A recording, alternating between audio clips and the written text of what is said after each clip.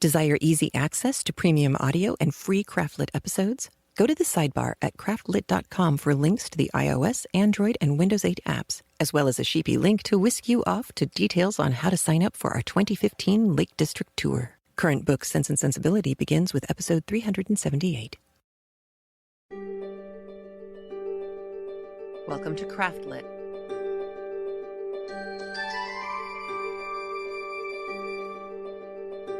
My name is Heather Wardover, and I'm podcasting from my corner of the Sonoran Desert, the Old Pueblo, Tucson, Arizona.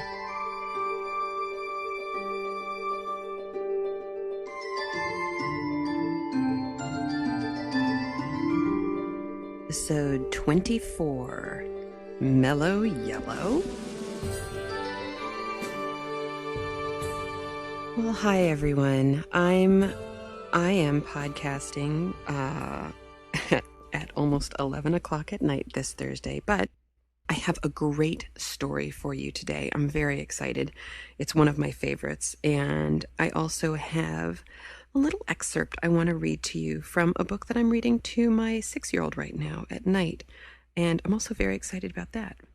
But before I get to that, I haven't actually talked very much the last couple of weeks. I've been giving you more story than I have stuff. So I was going to upload some pictures because I had done this cat. Every time I'm podcasting, this cat comes up and starts yammering at me. I hope you can't hear this. It's really obnoxious.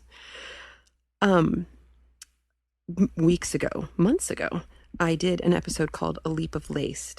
And set lace, and it's late at night.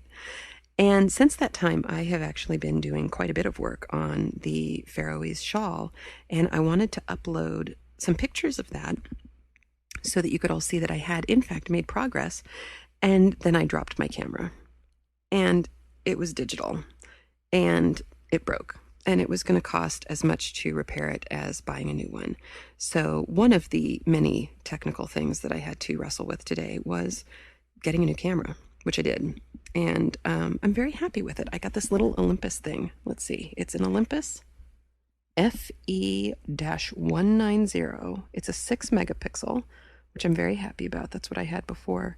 But it's about the size of a very thin pack of cigarettes, which is a weird comparison for me to make because I don't smoke, but that's what this, maybe it's a deck of cards. No, it's smaller than a deck of cards. Anyway, it's dinky, and I'm very happy. I've also been working on socks. I made a bunch of socks for my kids and just got some more Lorna's laces for me. I wasn't able to get any more socks that rock because I have 3 skeins of socks that rock sitting in... I'm throwing the cat off the couch now. Sitting in a box in New York, which I thought I had left out for my husband to send to me, but evidently didn't. And now he's going to have to go and unbury this one box, not just for the socks that rock, but because I'm going to the spin-off autumn retreat, the SOAR thing that's happening at the end of October. And it being almost October, I kind of need to get my stuff together. And my wool cards, my hand cards, are stuck in the box. So, ew. So that's kind of been irksome that I, couldn't contact my box that has all my stuff in it. It also has my Rogue hoodie that I started last winter. It has so much stuff in it. I was hoping to finish the Rogue hoodie because I'm actually going to need it in Tahoe, but there's life. The good news... I went to my first Spinning Guild meeting this week. The Tucson Hand Spinners and Weavers Guild is an amazing group. It is huge. It's been going on since 1975, 76, long time. And they're all just wonderful, wonderful people. I made contact with a couple of them before I moved to Tucson, and they've just proven to be spectacular. I went to my second spin-in with them a couple weeks ago. And then this meeting, it's so nice to be around people who have the same weird interests as you. And in point of fact, this morning I had to go and drop off some specimens from my 6-year-old son at the Quest Lab I won't get into it any more than to say I wasn't really enjoying the last couple of days with my son. And they were completely packed. So just to drop off specimens, I wound up having to wait 20 minutes. And I had a spindle in my car. So I went back out and I got my spindle, and everybody in the place thought I was a freak. And that was just fine with me. So I had an interesting morning.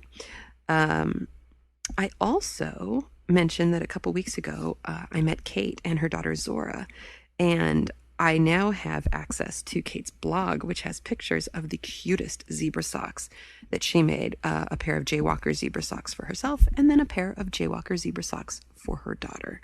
And the word adorable is most fitting in this case. The other good news is I've been despairing, having left the East Coast land of sheep and fiber festivals. I've been despairing because, of course, I'm going to miss Rhinebeck and, God, every other fiber festival probably for the rest of my life. And then I found out that down in Bisbee, which we usually refer to as Bisbee Land, there is going to be kind of a sheep to shawl spin-in fiber festival. Watch them shear the sheep, hug an alpaca, meet a llama, eat some pie kind of thing. And Kate and I are going to caravan down there with the kids.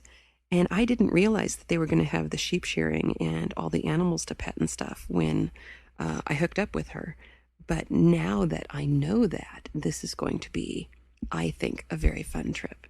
So if anybody here is in Arizona, other than me and Kate, I'll try and put a link to at least the information so that we can meet up there. I will be the 5'8", short brown-haired, frazzled-looking mother dragging probably a 2.5-year-old in a backpack and a 6-year-old who thinks he's an excellent spinner, which actually he kind of is. And I'll be accompanied by a really cute mom with her really cute daughter in zebra socks. So that was kind of my good news. My bad news, my sad news, is that October 19th is my husband and my 10th anniversary, and he's still in New York, and I'm still here, and we're not going to be able to see each other. And that's the sad part. So, you get some good, you get some lousy, and that just seems to be the way of my week. So, books. I think it was probably a little over a month ago, I read a section to you from one of the Queen Elizabeth mysteries. Not that they're all murder mysteries, but that they are all mysteries. And I had said that I was going to try and do that again. And the other night, when my son and I were reading The Phantom Tollbooth by Norton Juster with pictures by Jules Pfeiffer, it kind of dawned on me that I always thought that this book was just an obvious children's book. And in fact, to me, it was such an obvious book to read to children that I wouldn't date guys in college who hadn't read this book because it's really that good. My husband, luckily, had read the book, and therefore I dated him. But when he heard I was reading this to our 6-year-old, he said, "But that's not really a kid's book, is it?" And I thought about it, and I realized, well, my dad read this to me when I was 6. He also read The Hobbit and The Fellowship of the Rings and a couple other books, which are probably just not kids' books. But when you have a bright little kid, and my son is an incredibly verbal child. He sounds like a college student when he talks. He has his other problems, but talking is not a problem for him. He has a really big vocabulary, and I think he gets plot, and he gets characterization, and some of the jokes. But there are so many word plays in this book. If you are the kind of person who likes puns or really, really clever, smart jokes, and you haven't read this book, you really must. And if you have any disaffected teenagers who just say, "Oh, I don't want to read that, that's stupid," hand them this book. because it starts out explaining that Milo, the main character in this book, wants to be home when he's in school and wants to be at school when he's home. And he's just never satisfied and he's never happy. And then he goes on this extraordinary adventure. So I'm going to read you a very small selection from The Phantom Tollbooth by Norton Juster. Milo has just driven in his little electric car through the toll booth, paid his toll, and then chapter 2 begins, which is called Beyond Expectations. Suddenly, Milo found himself speeding along an unfamiliar country highway, and as he looked back over his shoulder, neither the toll booth nor his room nor even the house was anywhere in sight. What had started as make-believe was now very real. What a strange thing to have happen, he thought, just as you must be thinking right now. This game is much more serious than I thought, for here I am riding on a road I've never seen, going to a place I've never heard of, and all because of a toll booth, which came from nowhere. I'm certainly glad that it's a nice day for a trip, he concluded hopefully, for at that moment this was the one thing he definitely knew. The sun sparkled, the sky was clear, and all the colors he saw seemed to be richer and brighter than he could ever remember. The flowers shone as if they'd been cleaned and polished, and the tall trees that lined the road shimmered in silvery green. "Welcome to Expectations," said a carefully lettered sign on a small house at the side of the road. "Information, predictions, and advice cheerfully offered. Park here and blow horn." With the first sound from the horn, a little man in a long coat came rushing from the house, speaking as fast as he could, and repeating everything several times. My, welcome, welcome, welcome, welcome to the land of expectations, to the land of expectations, to the land of expectations. We don't get many travelers these days. We certainly don't get many travelers these days. Now, what can I do for you? I'm the weather man. "Is this the right road for Dictionopolis?" asked Milo, a little bowled over by the effusive greeting. Well now, he began again. "I don't know of any wrong road to Dictionopolis, so if this road goes to Dictionopolis at all, it must be the right road, and if it doesn't, it must be the right road to somewhere else, because there are no wrong roads to anywhere. Do you think it will rain?" "I thought you were the weatherman," said Milo, very confused. "Oh, no," said the little man. "I'm the weatherman, not the weatherman. For after all, it is more important to know whether there will be weather than what the weather will be." And with that, he released a dozen balloons that sailed off into the sky. "Must see which way the wind is blowing," he said, chuckling over his little joke and watching the balloons disappear in all directions. "What kind of place is Expectations?" inquired Milo, unable to see the humor and feeling very doubtful of the little man's sanity. Good question, he exclaimed. "Expectations is the place you must always go to before you get to where you're going. Of course, some people never go beyond expectations, but my job is to hurry them along, whether they like it or not. Now, what else can I do for you?"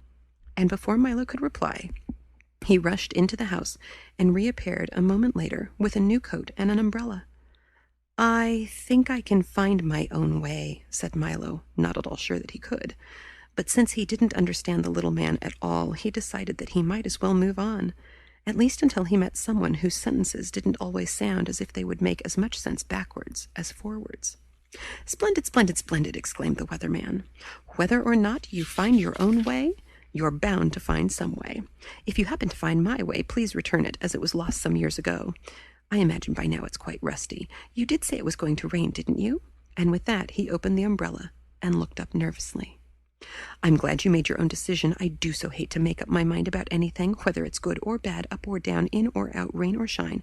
Expect everything, I always say, and the unexpected never happens. Now please, drive carefully. Goodbye, goodbye, goodbye, good..." His last goodbye was drowned out by an enormous thunderclap, and as Milo drove down the road in the bright sunshine, he could see the weatherman standing in the middle of a fierce cloudburst that seemed to be raining only on him.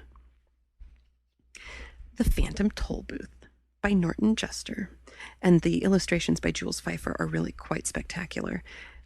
I just read an interview that was done in 2002 with Norton Juster. This is one of only 2 books he's ever written, the other being Dot and Line, a love story in lower mathematics, which I also adore, although it's really quite brief. And Norton Juster was an architect the rest of the time, the rest of his life. He's writing again now, but the cool little tidbit that I got was that the picture in the book of the weatherman is actually a picture of Norton Juster. He and Jules Feiffer were roommates for a time in New York City back ages ago. And I just thought that was so cool. The second story I have for you today, I already told you, is one of my favorites. It's a story called The Yellow Wallpaper by Charlotte Perkins Gilman. And Ms. Perkins Gilman is not a well-known writer. Sometimes she's considered a regionalist writer. Sometimes she's just considered a female writer from the turn of the last century. But the thing I love about Charlotte Perkins Gilman is her book Herland, which I am reading for LibriVox, and someday, I swear to you, it will be complete and you will be able to download it. Or maybe I'll even use it on the show. I'm not sure. Herland is a completely different kettle of fish. It's much wryer and more humorous. The Yellow Wallpaper is a brilliant short story. It's about 30 minutes long, so you're going to get to hear the whole thing today. And I almost think of it as a small novella. It's so loaded with symbols and meaning and stuff that you just don't catch until you've read it a few times. And I apologize in advance because the reader doesn't pause very often in her reading. You can kind of hear where the breaks are. And by break, I mean, it's not an epistolary story. It's a story written as a woman's journal. So you're kind of reading her diary, and you'll hear these weird breaks where it sounds like the narrative just snapped off and started again. That would be the beginning of a different journal entry, even though she doesn't really pause to let you know that. But the whole story is somewhat based in fact, and something has happened to the woman, the main character in the book, and she's had what appears to be a nervous breakdown, or at least her husband, who's a doctor, thinks she has had a nervous breakdown. She evidently has recently had a child, and of course now in the early 21st century, everybody except Tom Cruise knows that there is postpartum depression, and many of us have experienced that. Tom Cruise would not be one of them, what with him being not a woman and all. The thing that Gilman builds is she kind of starts by giving you this information. And so, of course, your first instinct is to think, well, that's probably what happened. As the story progresses, things start to get strange, and the line between sanity and insanity starts to blur. And that's where I think it leaves the realm of postpartum depression and becomes kind of a like a psychological study of what happens when someone is treated in kind of the infantile way that the husband is treating his wife. And of course, the sad part is he means well. He really is, and you can hear it in the narrative, he really is trying to do the right thing. At the same time, you can also hear Gilman making her point, and it was a point she was trying to make, that the way women were treated did bad things to them psychologically, and that they were being kind of trained to put themselves in a position where this kind of psychotic break could happen. So you're going to hear a couple of really interesting things. You need to pay very, very close attention to the description of the room, well, the house too, the house and the room and the view when the story opens. The room decoration, the room furniture, the way the furniture is arranged, all of those things are important.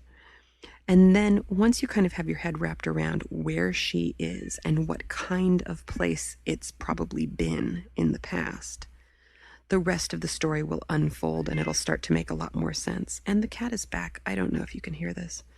I sure can. Gilman did not have a particularly easy life, as most of these women who were writing at that time. She's all the way up through Sylvia Plath. You have Virginia Woolf. You have Gilman.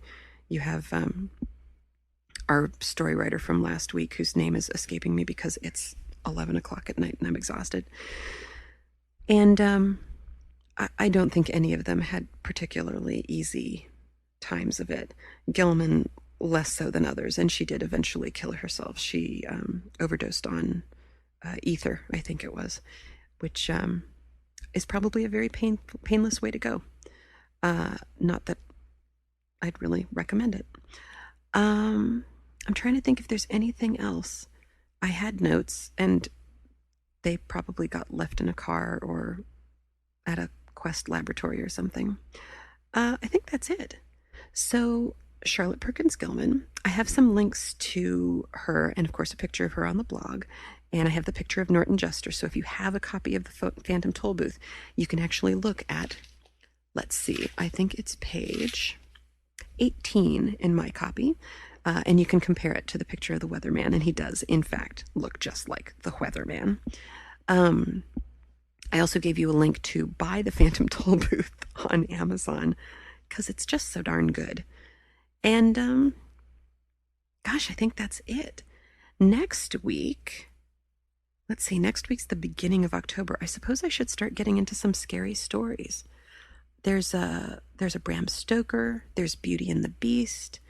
I'm saving The Legend of Sleepy Hollow, although that goes out in 2 parts, so we'll have to see how that works out.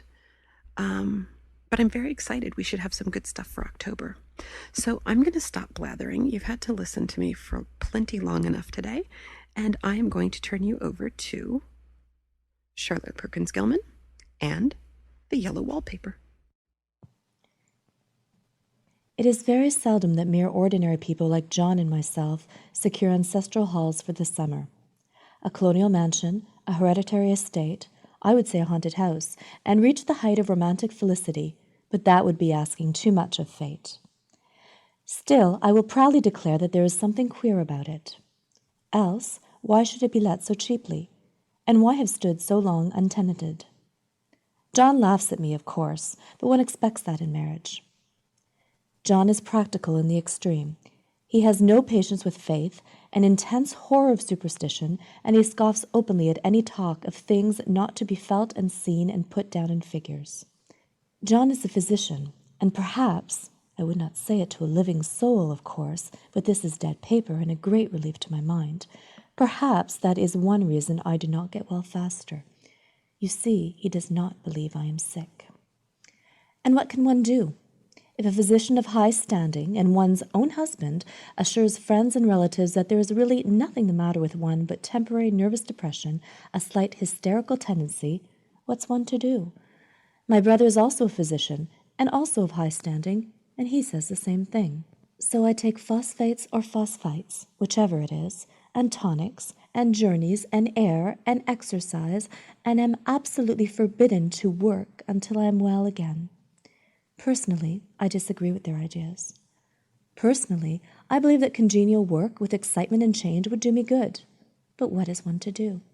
I did write for a while in spite of them, but it does exhaust me a good deal, having to be so sly about it, or else meet with heavy opposition. I sometimes fancy that my condition, if I had less opposition and more society and stimulus.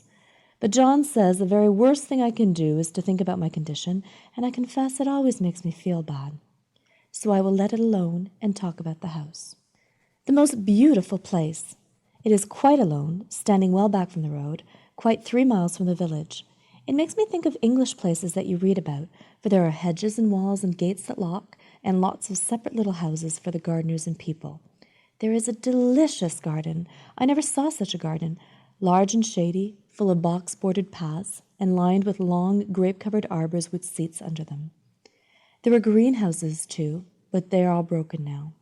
There was some legal trouble, I believe, something about the heirs and co-heirs. Anyhow, the place has been empty for years. That spoils my ghostliness, I'm afraid, but I don't care. There's something strange about the house. I can feel it.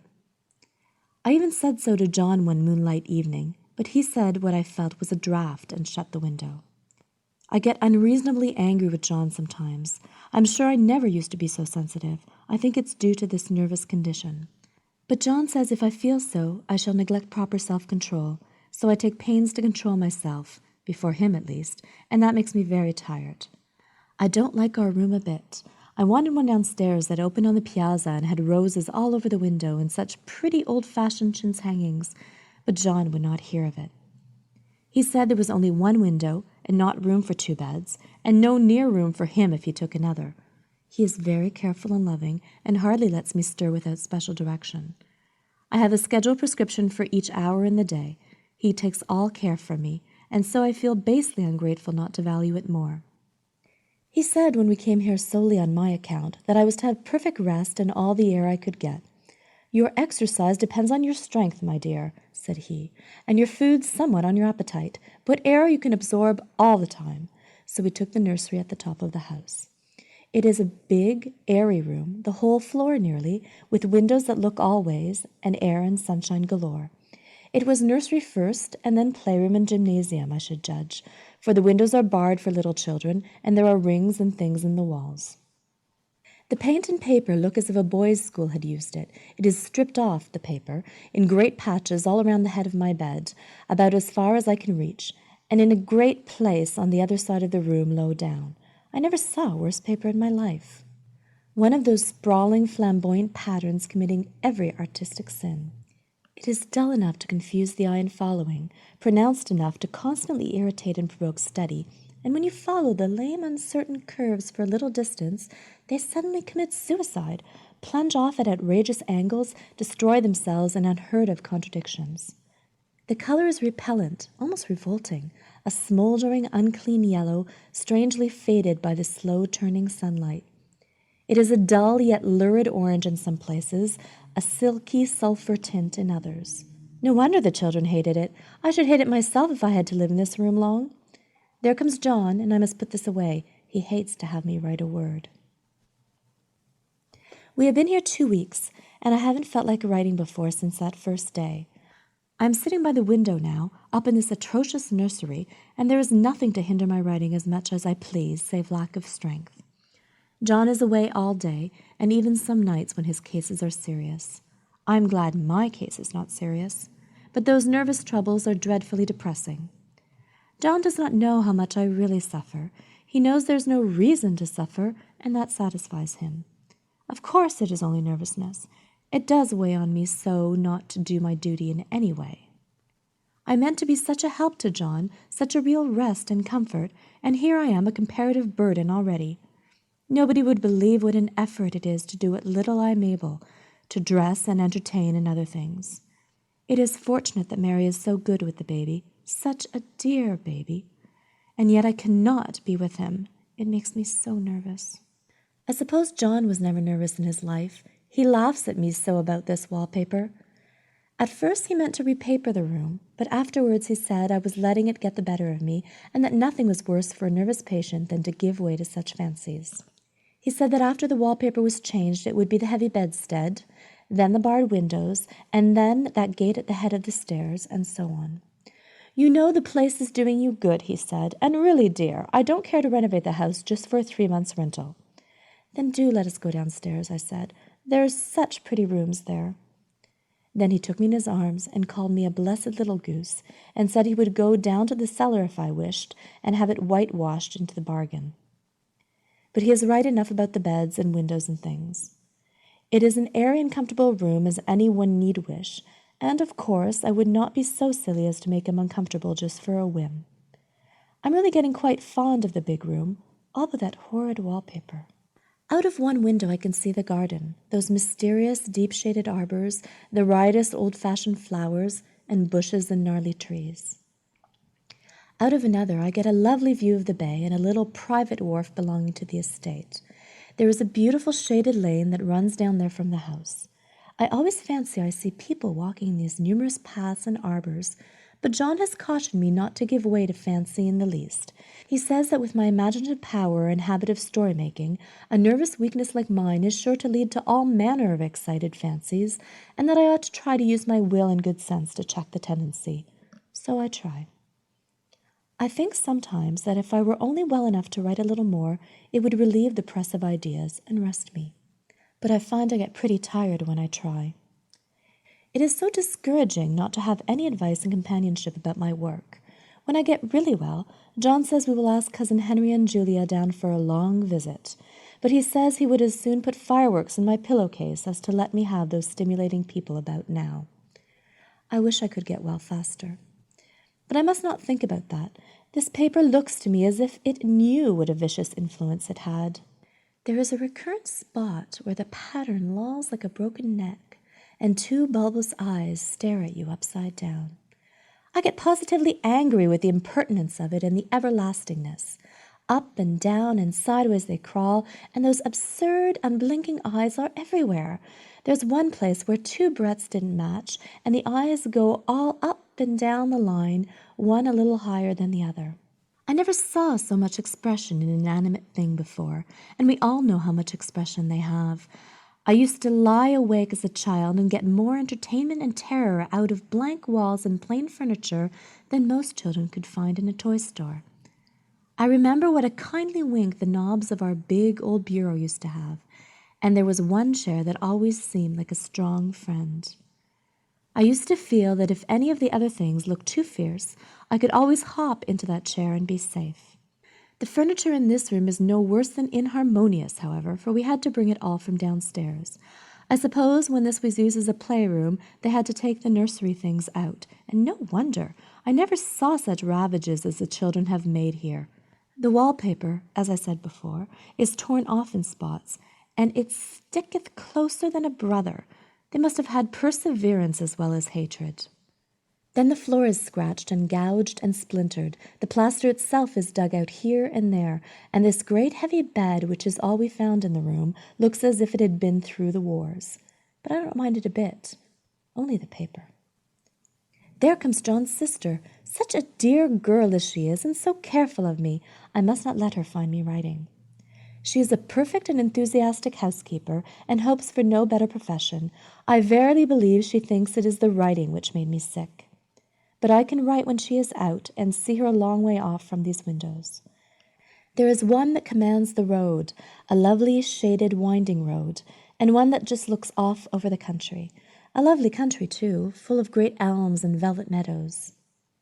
This wallpaper has a kind of sub-pattern in a different shade, a particularly irritating one, for you can only see it in certain light and not clearly then. But in the places where it isn't faded and where the sun is just so, I can see a strange, provoking, formless sort of figure that seems to skulk about behind that silly and conspicuous front design. There's Sister on the stairs. Well, the 4th of July is over. The people are gone and I am tired out. John thought it might do me good to see a little company, so we just had Mother and Nellie and the children down for a week. Of course, I didn't do a thing. Jenny sees to everything now, but it tired me all the same. John says if I don't pick up faster, he shall send me to Weir Mitchell in the fall. But I don't want to go there at all. I had a friend who was in his hands once, and she says he is just like John and my brother, only more so. Besides, it is such an undertaking to go so far. I don't feel as if it was worth while to turn my hand over for anything, and I'm getting dreadfully fretful and querulous. I cry at nothing and cry most of the time. Of course I don't when John is here, or anybody else, but when I am alone. And I am alone a great deal just now. John is kept in town very often by serious cases, and Jenny is good and lets me alone when I want her to. So I walk a little in the garden, or down that lovely lane, sit on the porch under the roses, and lie down up here a good deal. I'm getting fond of the room in spite of the wallpaper, perhaps because of the wallpaper. It dwells in my mind so. I lie here on this great immovable bed. It is nailed down, I believe, and follow that pattern about by the hour. It is as good as gymnastics, I assure you.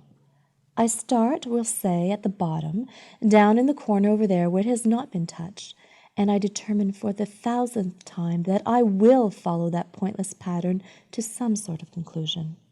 I know a little of the principle of design, and I know this thing was not arranged on any laws of radiation or alternation or repetition or symmetry or anything else that I ever heard of.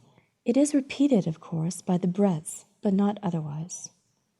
Looked at in one way, each breath stands alone, the bloated curves and flourishes, a kind of debased Romanesque with delirium tremens, go waddling up and down in isolated columns of fatuity.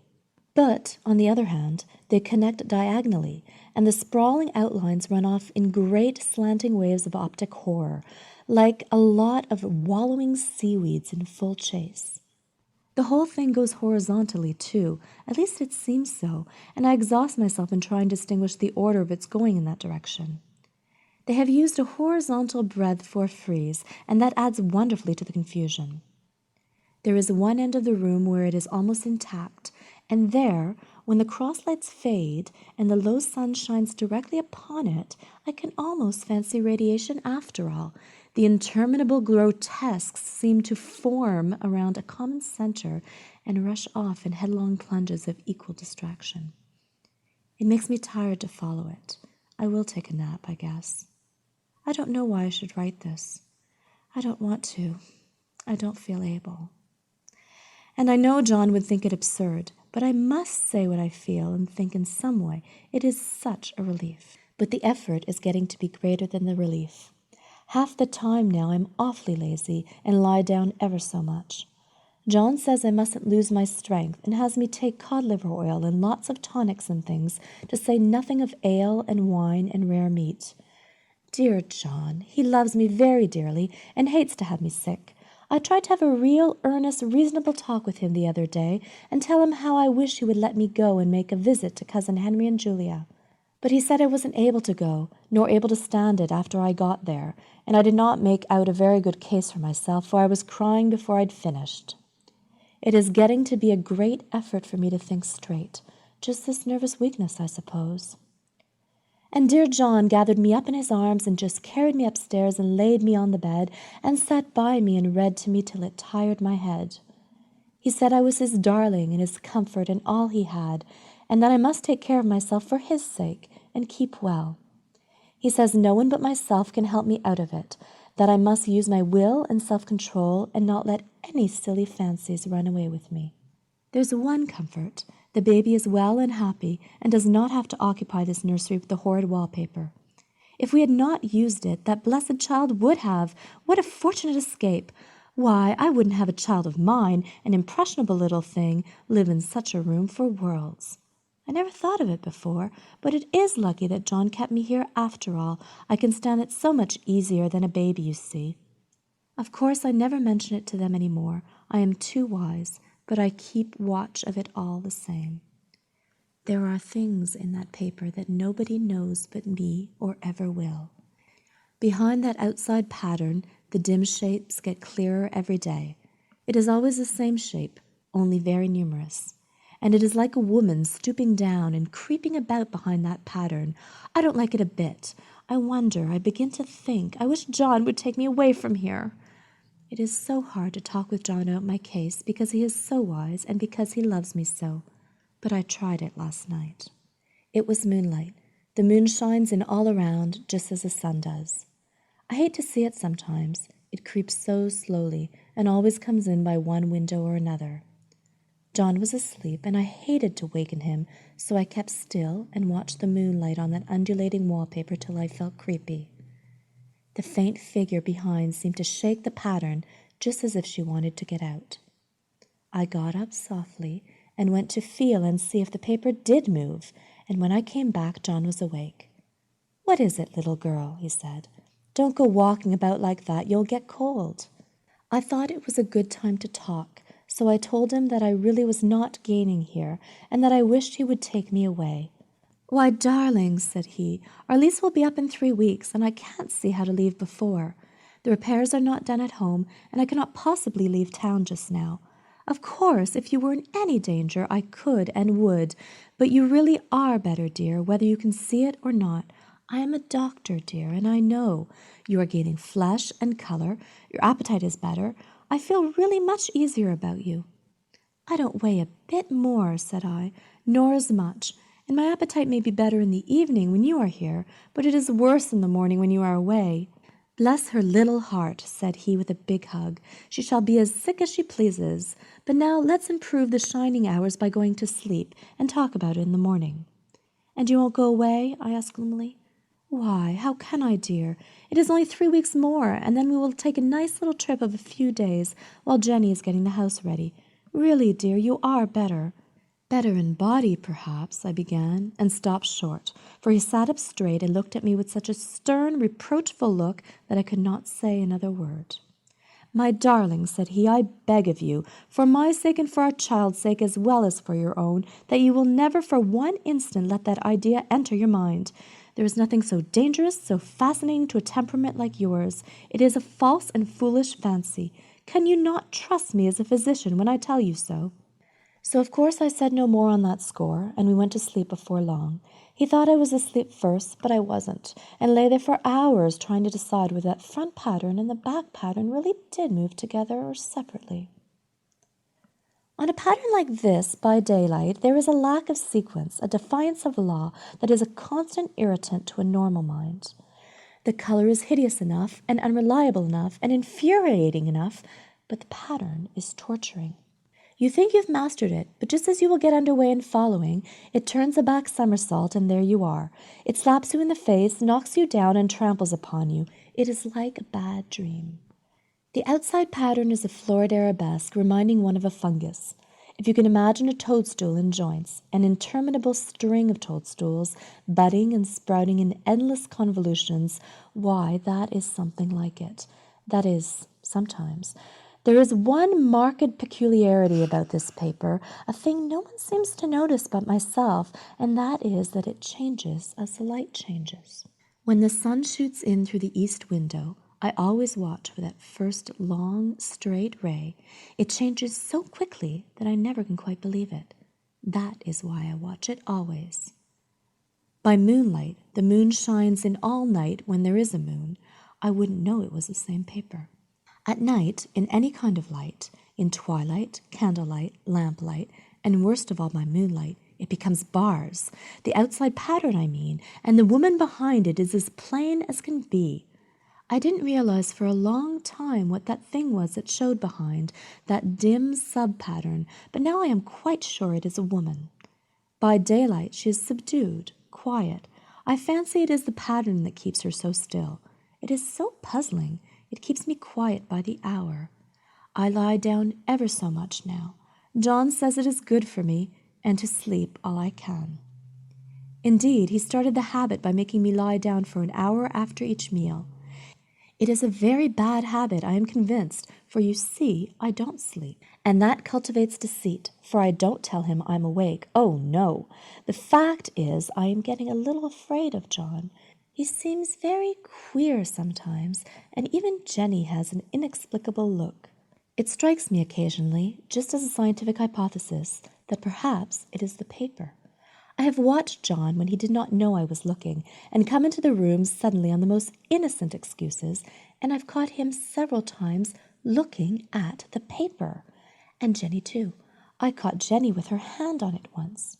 She didn't know I was in the room, and when I asked her in a very quiet voice, with the most restrained manner possible, what she was doing with the paper, she turned around as if she had been caught stealing and looked quite angry, asked me why I should frighten her so.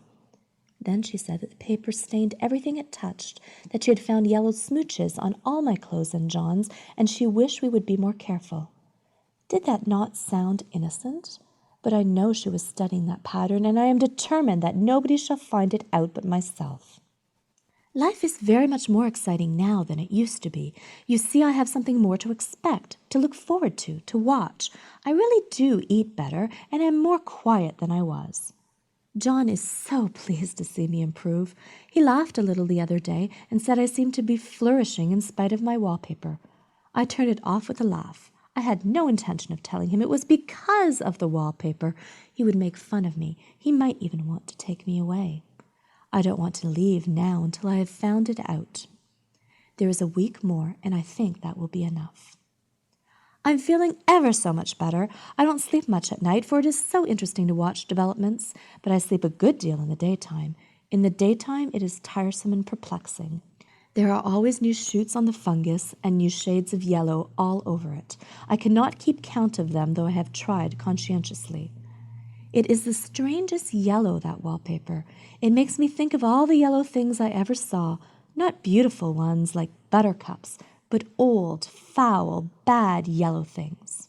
But there is something else about that wallpaper, the smell.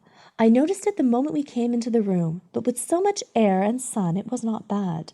Now that we have had a week of fog and rain, and whether the windows are open or not, the smell is here. It creeps all over the house. I find it hovering in the dining room, skulking in the parlor, hiding in the hall, lying in wait for me on the stairs. It gets into my hair. Even when I go to ride, if I turn my head suddenly and surprise it, there is that smell. Such a peculiar odor, too. I've spent hours in trying to analyze it, to find what it smelled like. It is not bad at first, and very gentle, but quite the subtlest, most enduring odor I ever met. In this damp weather, it is awful. I wake up in the night and find it hanging over me. It used to disturb me at first. I thought seriously of burning the house to reach the smell. But now I am used to it. The only thing I can think of that it is like is the color of the paper, a yellow smell. There is a very funny mark on this wall, low down near the mopboard, a streak that runs round the room. It goes behind every piece of furniture except the bed, a long, straight, even smooch, as if it had been rubbed over and over. I wonder how it was done and who did it, and what they did it for. Round and round and round, round and round and round. It makes me dizzy. I really have discovered something at last. Through watching so much at night when it changes so, I have finally found out.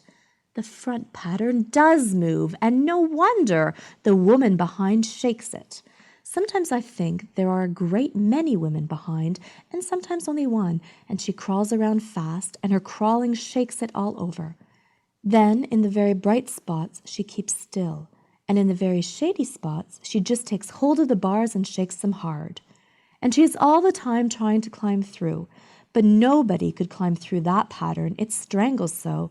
I think that is why it has so many heads. They get through, and then the pattern strangles them off and turns them upside down and makes their eyes white. If those heads were covered or taken off, it would not be half so bad. I think that woman gets out in the daytime, and I'll tell you why, privately. I've seen her. I can see her out every one of my windows. It is the same woman, I know, for she is always creeping, and most women do not creep by daylight. I see her on that long road under the trees, creeping along, and when a carriage comes, she hides under the blackberry vines. I don't blame her a bit. It must be very humiliating to be caught creeping by daylight. I always lock the door when I creep by daylight. I can't do it at night, for I know John would suspect something at once. And John is so queer now that I don't want to irritate him. I wish he would take another room. Besides, I don't want anybody to get that woman out at night but myself. I often wonder if I could see her out of all the windows at once. But, turn as fast as I can only see out of one at a time. And though I always see her, she may be able to creep faster than I can turn. I have watched her sometimes away off in the open country, creeping as fast as a cloud shadow in a high wind. If only that top pattern could be gotten off from the under one. I mean to try it, little by little. I have found out another thing, but I shan't tell it this time. It does not do to trust people too much. There are only 2 more days to get this paper off, and I believe John is beginning to notice. I don't like the look in his eyes. And I heard him ask Jenny a lot of professional questions about me. She had a very good report to give. She said I slept a good deal in the daytime. John knows I don't sleep very well at night, for I'm all so quiet. He asked me all sorts of questions, too, and pretended to be very loving and kind, as if I couldn't see through him. Still, I don't wonder he acts so, sleeping under this paper for 3 months. It only interests me, but I feel sure John and Jenny are secretly affected by it.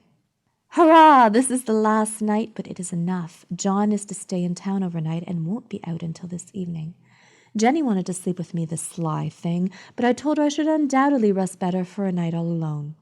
That was clever, for really I wasn't alone a bit. As soon as it was moonlight and that poor thing began to crawl and shake the pattern, I got up and ran to help her. I pulled and she shook. I shook and she pulled. And before morning we had peeled off yards of that paper, a strip about as high as my head and half around the room. And then when the sun came and that awful pattern began to laugh at me, I declared I would finish it today. We go away tomorrow, and they are moving all my furniture down again to leave things as they were before. Jenny looked at the wall in amazement, but I told her merrily that I did it out of pure spite at the vicious thing. She laughed and said she wouldn't mind doing it herself, but I must not get tired. How she betrayed herself that time. But I am here, and no person touches this paper but me, not alive. She tried to get me out of the room. It was too patent. But I said it was so quiet and empty and clean now that I believed I would lie down again and sleep all I could, and not to wake me even for dinner. I would call when I woke. So now she is gone, and the servants are gone, and the things are gone, and there is nothing left but that great bedstead nailed down with the canvas mattress we found on it. We shall sleep downstairs tonight and take the boat home tomorrow. I quite enjoy the room now that it is bare again. How those children did tear about here! This bedstead is fairly gnawed, but I must get to work. I have locked the door and thrown the key down into the front path. I don't want to go out, and I don't want to have anybody come in till John comes. I want to astonish him. I've got a rope up here, and that even Jenny didn't find. If that woman does get out and tries to get away, I can tie her. But I forgot I could not reach far without anything to stand on. This bed will not move. I tried to lift and push it until I was lame, and then I got so angry I bit off a little piece at one corner, but it hurt my teeth. Then I peeled off all the paper I could reach standing on the floor. It sticks horribly, and the pattern just enjoys it. All those strangled heads and bulbous eyes and waddling fungus growths just shriek with derision. I am getting angry enough to do something desperate. To jump out the window would be admirable exercise, but the bars are too strong even to try. Besides, I wouldn't do it. Of course not. I know well enough that a step like that is improper and might be misconstrued. I don't want to look out the windows even. There are so many of those creeping women, and they creep so fast. I wonder if they all come out of the wallpaper as I did. But I am securely fastened now by my well-hidden rope. You don't get me out in the road there. I suppose I shall have to go back behind the pattern when it comes night, and that is hard. It is so pleasant to be out in this great room and creep around as I please. I don't want to go outside. I won't, even if Jenny asks me to. For outside you have to creep on the ground, and everything is green instead of yellow. But here I can creep smoothly on the floor, and my shoulder just fits in that long smooch around the wall, so I cannot lose my way. Why, there's John at the door. It is no use, young man, you can't open it. How he does call and pound. Now he's crying for an axe. It would be a shame to break down that beautiful door. John, dear, I said in the gentlest voice, the key is down by the front steps under a plantain leaf. That silenced him for a few moments. Then he said, very quietly indeed, open the door, my darling. I can't, said I. The key is down by the front door under a plantain leaf. And then I said it again, several times, very gently and slowly, and said it so often that he had to go and see, and he got it, of course, and came in. He stopped short by the door. What is the matter? He cried. For God's sakes, what are you doing? I just kept on creeping just the same, but I looked at him over my shoulder. I've got out at last, said I, in spite of you and Jane, and I've pulled off most of the paper, so you can't put me back. Now why should that man have fainted? But he did, and right across my path by the wall, so that I had to creep over him every time. End of The Yellow Wallpaper by Charlotte Perkins Gilman.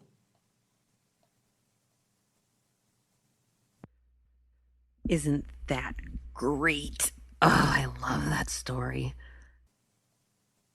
I received in the mail as a gift from Jen the most awesome print. She's got her work in the gallery, so if you click on the links to the gallery, you'll be able to see a picture of this print that she did, that she hand painted. She's super talented. I'm going to put a link to her website. Please go buy her stuff. She's an awesome artist. So yay. Thank you, Jen. I'm so excited. I'm actually gone to get it framed, so I'm hanging it on the wall when I have a house, which will be a while because the housing market in New York really stinks right now. So that's the end of my week. I hope you have a wonderful week, what's left of it, a wonderful weekend, and I hope you come back next week. I'd like to thank Janine Young for her reading of The Yellow Wallpaper. I thought she had a really interesting voice. It was kind of fun to listen to. As always, Joshua Christian provides our opening music, Chasing Hero, from GarageBand.com. You can find a blog for this podcast at craftlit.blogspot.com or craftlit.libsyn.com. That's Craftlit, CRAFTLIT, all one word, and Libsyn, LIBSYN. And of course, you can subscribe at iTunes. And do remember, if your hands are too busy to pick up a book, at least you can turn one on. It's better over here. After investing billions to light up our network, T-Mobile is America's largest 5G network. Plus, right now, you can switch, keep your phone, and we'll pay it off up to $800. See how you can save on every plan versus Verizon and AT&T at T-Mobile.com/across America. Up to 4 lines via virtual prepaid card. Allow 15 days. Qualifying unlocked device credit service ported 90+ days with device and eligible carrier and timely redemption required. Card has no cash access and expires in 6 months.